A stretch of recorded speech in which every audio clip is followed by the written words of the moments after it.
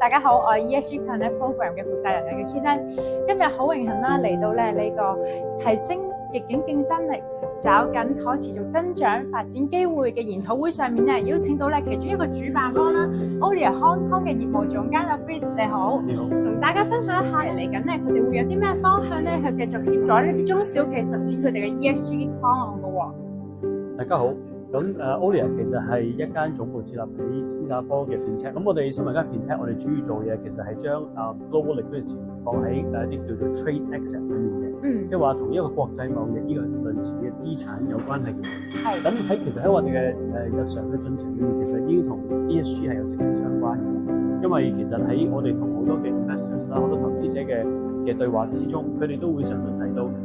你哋其實喺揾中小企嘅資產裏面，會唔會話其實揾到一啲中小企嘅行業，甚至乎一啲公司，佢哋喺 ESG 上面，佢哋係放多啲力度嘅，包括其實我哋喺新能源啦，同埋甚至乎有一啲公司，佢哋喺整個 supply chain 裏面，佢哋投放多啲關於喺個 certification 上面嘅公司咧，我哋嘅 investor 都會特別有興趣。所以呢方面對於 ESG 嚟講咧，我諗呢個主題對於我哋好多中小企嘅我哋嘅 trade asset 嚟講都係一個十分之重要嘅重點。接住落嚟，我哋嘅資源咧，無論係投放喺香港啦，甚至乎喺大中環區咧，都有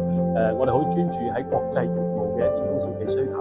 咁所以無論國內嘅企業會出海啦，甚至乎香港嘅企業，佢哋喺國際貿易上面咧，需要有更加多嘅配套嘅時候，我哋都希望可以幫到，而希望亦都可以透過同 HKQA 嚟緊更多嘅合作，都會了解多啲中小企嘅需求，咁希望可以配合到將我哋講嘅 investors 國際嘅 liquidity 咧，投放到我哋香港同埋大中環區嘅中小企。